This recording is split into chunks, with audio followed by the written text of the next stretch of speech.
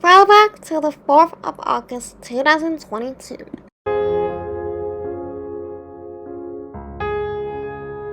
Good morning, everyone. I have arrived outside the Swan and Meter. It is now 11:48 a.m. and one of the reasons why I came so late is because I knew that my first destination is a restaurant and also because I wanted to sleep. It was only a 12-minute walk from Shortland Station, and they said the kitchen doesn't open until 20 minutes later, so I might have lunch a little later, as I'm not hungry yet. Ooh, the pub behind me is quite architectural. Ooh, there's a Royal Bell Market here, but I have a feeling it is permanently closed. I want to take a photo here. I have arrived at Bromley Gardens. Looks like this garden is quite big and has a few bits to see, so I'm gonna take you around those places. There are some geraniums and stockbills here. I'm gonna take a photo here. Okay, so this is the paddling pool, and this bit is kind of dried out. There's a sand pit here. There's a normal play area. And there's another park here. There's the Glades Shopping Center. Ooh, there's a Bromley Palace Park.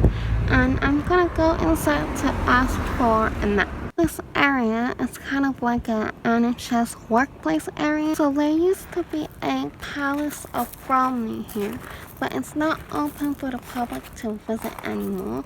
So I'm gonna take a photo here and then I'm gonna head to my next destination. So this is the lake and the ground, but it's already all dried out. This is St. Blaise Well, and it was named after a bishop called St. Blaise. Her station is actually right next to the Chislehurst cave. It is there.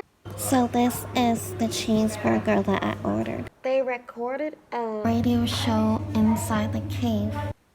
Says it's checking for any people that are getting lost, so this dog's lost. They don't recommend people who are claustrophobic to do the tour. So I finished up at the tour.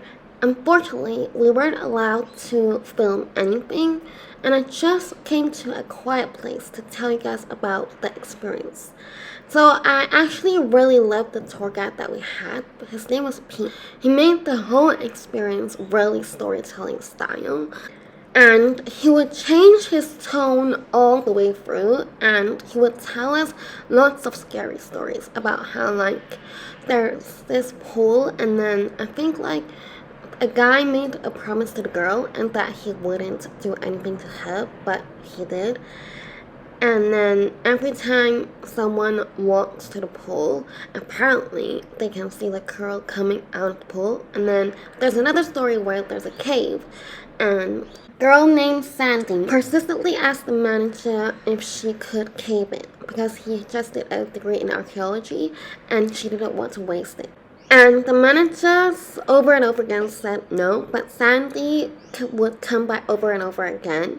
And eventually the manager said yes, and they said that you have to do it in the dark, and they have to come with the first tour and leave with the last tour. And Sandy said yes, even though the manager thought Sandy would say no.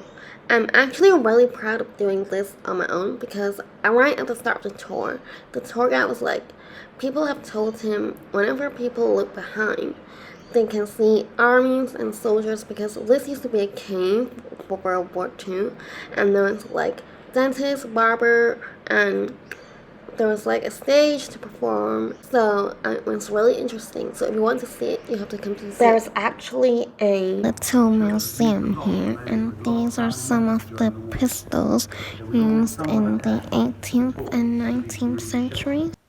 Was being kicked out because they're closing now.